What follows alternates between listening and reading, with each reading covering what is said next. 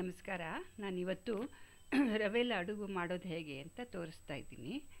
ಅದು ತುಂಬ ಚೆನ್ನಾಗಾಗತ್ತೆ. ನಾನು ಒಂದು ಬಾಟ್ಲಿನಲ್ಲಿ ಒಂದು 2 ಸ್ಪೂನು ತುಪ್ಪ ಹಾಕ್ಕೋತಾ ಇದ್ದೀನಿ. 2 ಸ್ಪೂನ್ ತುಪ್ಪ ಹಾಕ್ಕೊಂಡು ಡ್ರೈ ಫ್ರೂಟ್ಸನ್ನು ಸಣ್ಣಗೆ ಕಟ್ ಮಾಡಿ ಇಟ್ಕೊಂಡಿದ್ದೀನಿ. ದ್ರಾಕ್ಷಿ, ಗೋಡಂಬಿ, ಬಾದಾಮಿ. ದ್ರಾಕ್ಷಿ ಸ್ವಲ್ಪ ದೊಡ್ಡದಾಗಿದೆ. ನಾನು ಜಾಸ್ತಿ ಹಾಕ್ತಾಯಿದ್ದೀನಿ ಡ್ರೈ ಫ್ರೂಟ್ಸು. ನೀವು ಬೇಕಾದರೆ ಸ್ವಲ್ಪ ಕಮ್ಮಿನೂ ಹಾಕ್ಬೋದು, ಇನ್ನೂ ಜಾಸ್ತಿನೂ ಹಾಕ್ಕೋಬೋದು. ಅದನ್ನು ಕೆಂಪಗೆ ಹುರ್ಕೋಬೇಕು. ತುಪ್ಪದಲ್ಲಿ ಹುರ್ಕೊಂಡು ಇಟ್ಕೋತಾ ಇದ್ದೀನಿ. ಇದು ಒಂಥರ ದಿಢೀರಾಗಿ ಮಾಡ್ಬೋದು ಈ ಲಡ್ಡು. ಒಂಥರ ತುಂಬ ಚೆನ್ನಾಗಾಗತ್ತೆ. ಯಾವಾಗಲಾದ್ರೂ ನೆಂಟರು ಬರ್ತಾರೆ ಅಂತಂದರೆ ಒಂದು ಮಾಡಿಟ್ಕೋಬೋದು. ಮಾಡಿಟ್ಕೊಂಡ್ರೆ ಇನ್ನು ಫಂಕ್ಷನ್ಗೆ ಎಲ್ಲ ಯಾವ್ದಾದ್ರು ಮನೇಲಿ ಚಿಕ್ಕ ಪುಟ್ಟ ಫಂಕ್ಷನ್ ಮಾಡ್ತೀವಿ ಅಂತಂದರೆ ಇದನ್ನು ಮಾಡಿಟ್ಕೋಬೋದು. ಥರ ಚೆನ್ನಾಗಾಗುತ್ತೆ. ಇದು ತೆಗೆದಿಟ್ಕೊಂಡಿದ್ದೀನಿ ಈ ಡ್ರೈ ಫ್ರೂಟ್ಸನ್ನು ಹುರಿದಿರೋದು. ಇವಾಗ ಇನ್ನೂ 2 ಸ್ಪೂನು ತುಪ್ಪ ಹಾಕ್ಕೋತಾ ಇದ್ದೀನಿ. ನಾನು 1 ಲೋಟ ರವೆ ತೊಗೋತಾ ಇದ್ದೀನಿ. ಮೀಡಿಯಮ್ ರವೆ ಅಂತಾರಲ್ಲ ಆ ಥರದ ರವೆ ತೊಗೋತಾ ಇದ್ದೀನಿ. ಅದನ್ನು ತೊಗೊಂಬಿಟ್ಟು ಕೆಂಪಗೆ ಹುರ್ಕೋಬೇಕು. ಇದು ಒಂಥರ ಪರಿಮಳ ಬರೋಕ್ಕೆ ಶುರುವಾಗುತ್ತಲ್ಲ, ಅಲ್ಲಿ ತನಕ ಸಣ್ಣ ಬೆಂಕಿನಲ್ಲಿ ಹುರ್ಕೋಬೇಕು. ಚೆನ್ನಾಗಿ ಹುರ್ಕೊಂಡಷ್ಟು ತುಂಬ ಚೆನ್ನಾಗಾಗುತ್ತೆ. ಇದು ರವೆದು ಉಂಡೆ ಮಾಡಿದ ದಿವಸನೇ ಅಷ್ಟು ಚೆನ್ನಾಗಿ ತಿನ್ನೋದಕ್ಕೆ ಅಷ್ಟೊಂದು ಚೆನ್ನಾಗಿರೋದಿಲ್ಲ. ಮಾರನೇ ದಿವಸ 2 ದಿನ ಬಿಟ್ಟು ತಿಂದರೆ ತುಂಬ ಚೆನ್ನಾಗಿರುತ್ತೆ. ಇದು ಇಮಿಡಿಯೇಟ್ಲಿ ತಿನ್ನೋದಕ್ಕೆ ಅಷ್ಟೊಂದು ರುಚಿ ಇರೋದಿಲ್ಲ. ಅದು ರವೆ ಚೆನ್ನಾಗಿ ಅದರಲ್ಲಿ ಬೆರ್ತು ಹೋಗಬೇಕು.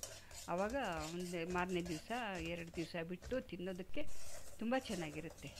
ಇದು ಬರ್ತಾರೆ ಅಂತಂದರೆ ನೆಂಟರು ಯಾವಾಗಲಾದರೂ ಮಾಡ್ಕೋಬೋದು. 2 ದಿನ ಮೊದಲು 3 ದಿನ ಮೊದಲು ಮಾಡಿಟ್ಟರೆ ಆವಾಗ ಬಂದಾಗ ಕೊಡೋದಕ್ಕೆ ಚೆನ್ನಾಗಿರುತ್ತೆ. ಅದು ದಿಢೀರಂತ ಮಾಡ್ಕೊಂಡು ತಿನ್ನೋದಕ್ಕೆ ಅಷ್ಟೊಂದು ಚೆನ್ನಾಗಿರೋಲ್ಲ. ಇದು ಕೆಂಪಗೆ ಹುರ್ಕೊಂಬಿಟ್ಟು ತಟ್ಟೆಯಲ್ಲಿ ಅದನ್ನು ಚೇಂಜ್ ಮಾಡ್ಕೋತಾ ಇದ್ದೀನಿ.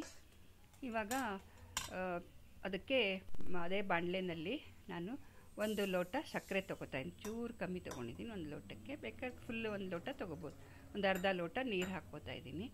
1 ಲೋಟ ಸಕ್ಕರೆಗೆ ಅದು ಅಳತೆ ಹೆಂಗಂದರೆ 1 ಲೋಟ ರವೆಗೆ 1 ಲೋಟ ಸಕ್ಕರೆ, ಅರ್ಧ ಲೋಟ ಸ್ವಲ್ಪ ಅರ್ಧಕ್ಕಿಂತ ಕಮ್ಮಿ ನೀರು ಹಾಕ್ಕೊಂಡು ಅದನ್ನು ಕುದಿಸ್ಕೋಬೇಕು.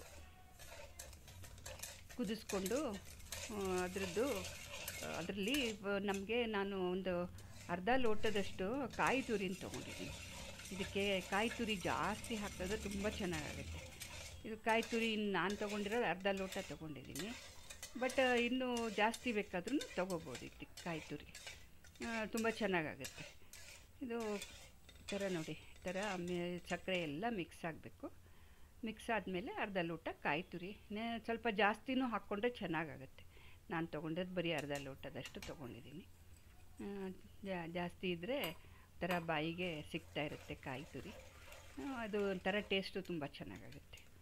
ಇದು ತುಂಬ ದಿವಸ ಇಡ್ಬೋದು. ಇದು ಲಾಡು ಪಾಕದಲ್ಲಿ ಮಾಡೋದ್ರಿಂದ ತುಂಬ ದಿವಸ ಇಡ್ಬೋದು. ಇದಕ್ಕೆ 2 ಸ್ಪೂನು ತುಪ್ಪ ಹಾಕ್ಕೋತಾ ಇದ್ದೀನಿ ನಾನು.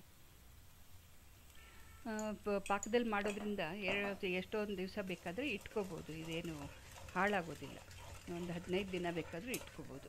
ತುಂಬ ಚೆನ್ನಾಗಿರುತ್ತೆ. ಹಾಗೇ ಅದು ಕಾಯಿ ಹಾಕ್ತೀವಲ್ಲ, ಅದು ಕುದ್ದಿರುತ್ತಲ್ಲ, ಚೆನ್ನಾಗಿ ಕುದ್ದಿರುತ್ತೆ ಕಾಯಿ. ಹಸಿದಂಗೆ ಹಾಕಿದ್ರೆ ಅಷ್ಟು ಇದಾಗೋಲ್ಲ. ಕಾಯಿ ಕುದ್ದಿರೋದ್ರಿಂದ, ಚೆನ್ನಾಗಿ ಕುದಿಯೋದ್ರಿಂದ ಪಾಕದಲ್ಲಿ ಚೆನ್ನಾಗಿ ಇಟ್ಕೋಬೋದು, ಏನು ತೊಂದರೆ ಇಲ್ಲ. ಆಮೇಲೆ ಅದನ್ನು ತುಪ್ಪ ಹಾಕಿಬಿಟ್ಟು ಕುದಿಸ್ಕೋಬೇಕು. ಕುದಿಸ್ಕೊಂಡ್ಬಿಟ್ಟು ಇವಾಗ ನಾನು ಅದಕ್ಕೆ ಇದು ಯಾಲಕ್ಕಿನ ಪುಡಿ ಮಾಡ್ಕೊಂಡು ಇಟ್ಕೊಂಡಿದ್ದೀನಿ. ಯಾಲಕ್ಕಿ ಮಿಕ್ಸಿನಲ್ಲೂ ಪುಡಿ ಮಾಡ್ಬೋದು. ಬಟ್ ಇದು ಚಪಾತಿ ಮಾಡೋ ಮಣೆ ಇರುತ್ತಲ್ಲ, ಅದ್ರ ಮೇಲಕ್ಕೆ ಅದು ಯಾಲಕ್ಕಿಗಳನ್ನು ಬಿಡಿಸ್ಕೊಂಡ್ಬಿಟ್ಟು ಬೀಜಗಳನ್ನು ಸ್ವಲ್ಪ ಒಂದು ಅರ್ಧ ಸ್ಪೂನ್ ಸಕ್ಕರೆ ಹಾಕಿಬಿಟ್ಟು ಚೆನ್ನಾಗಿ ಅದ್ರ ಮೇಲೆ ರೋಲ್ ಮಾಡಿಕೊಂಡ್ರೆ ಪುಡಿ ಆಗಿಬಿಡುತ್ತೆ. ಆ ಥರ ಪುಡಿ ಮಾಡಿ ಹಾಕಿದ್ದೀನಿ ಯಾಲಕ್ಕಿನ. ಇವಾಗ ಇದು ಪಾಕ ಬರಬೇಕು. ಪಾಕ ಹೆಂಗೆ ಬರಬೇಕು ಅಂದರೆ, ಹಿಂಗೆ ಬೆರಳಿಂದ ಮುಟ್ಟು ನೋಡಿದ್ರೆ 1 ತಂತಿ ಪಾಕ ಬರಬೇಕು.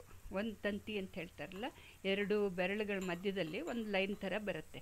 ಅದಕ್ಕೆ 1 ತಂತಿ ಪಾಕ ಅಂತ ಹೇಳೋದು. ಅದು 1 ತಂತಿ ಪಾಕ ಬಂದಾಗ ಅದು ಒಂಥರ ಉಂಡೆ ಕಟ್ಟಕ್ಕೆ ಚೆನ್ನಾಗಿ ಆಗಿದೆ ಅಂತ ಹೇಳಿ ಲೆಕ್ಕ.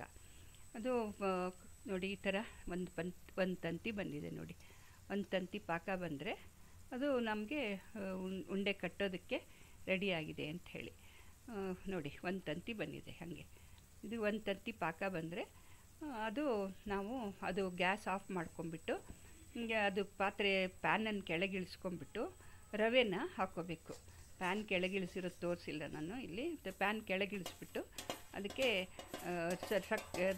ಹುರಿದಿರೋ ರವೆನ ಮಿಕ್ಸ್ ಮಾಡ್ಕೋಬೇಕು. ಚೆನ್ನಾಗಿ ಕಲಿಸ್ಕೋಬೇಕು. ಹುರಿದಿರೋ ರವೆನ ಚೆನ್ನಾಗಿ ಕಲಿಸ್ಕೊಂಬಿಟ್ಟು ಮಿಕ್ಸ್ ಮಾಡಿಕೊಂಡು ಇಟ್ಕೋಬೇಕು. ಇದು ಇಮಿಡಿಯೇಟ್ಲಿ ಕಟ್ಟಬಾರ್ದು, ಇದು ಬಿಸಿ ಇರಬೇಕಾದ್ರೆ ಕಟ್ಟಬಾರ್ದು. ಅದು ಸ್ವಲ್ಪ ಒಂದು 15-20 ನಿಮಿಷ, ನಾನೊಂದು 20 ನಿಮಿಷ ಇಟ್ಟಿದ್ದೆ. ಒಂದು 15 ನಿಮಿಷ 20 ನಿಮಿಷ ಅದು ಡಿಪೆಂಡ್ ಆಗುತ್ತೆ. ನಾವು ನಮ್ಮ ರವೆ ಹೇಗಿದೆ ಅದ್ರ ಮೇಲೆ ಡಿಪೆಂಡ್ ಆಗುತ್ತೆ. ಕೆಲವೊಂದು ರವೆಗೆ ಒಂದು ಅರ್ಧ ಗಂಟೆ ಇಡಬೇಕಾಗತ್ತೆ. ಕೆಲವೊಂದು ರವೆ ಒಂದು 10-15 ನಿಮಿಷಕ್ಕೆಲ್ಲ ಗಟ್ಟಿ ಬಂದುಬಿಡುತ್ತೆ. ಹಾಗೆ ನಾನು ಒಂದು 20 ನಿಮಿಷ ಇಟ್ಟಿದ್ದೆ. ಹಾಗೇ ಇಟ್ಟರೆ ಮಿಕ್ಸ್ ಮಾಡಿಬಿಟ್ಟು ಎಲ್ಲ ಮಿಕ್ಸ್ ಮಾಡಿಕೊಂಡು ಇಡಬೇಕು. ಮಿಕ್ಸ್ ಮಾಡಿಟ್ಟರೆ ಅದು ಗಟ್ಟಿ ಆಗುತ್ತಲ್ಲ. ಗಟ್ಟಿ ಆದಮೇಲೆ ಅದಕ್ಕೆ ನಿಧಾನವಾಗಿ ಗಟ್ಟಿ ಆಗೈತೆ ನೋಡಿ. ಇದು ಈ ಥರ ಮಿಕ್ಸ್ ಮಾಡಿ ಇಟ್ಟಿದ್ದೀನಿ. ಈಗ ಮಿಕ್ಸ್ ಮಾಡಿ ಇಟ್ಟಮೇಲೆ ಒಂದು 15-20 ನಿಮಿಷ ಬಿಟ್ಟಿದ್ದೀನಿ. ಹಾಗೆ ರೆಸ್ಟ್ ಮಾಡೋಕ್ಕೆ ಬಿಡಬೇಕು ಅದಕ್ಕೆ ಹಿಟ್ಟನ್ನು. ಅದಕ್ಕೇನು ಮುಚ್ಚಬಾರ್ದು.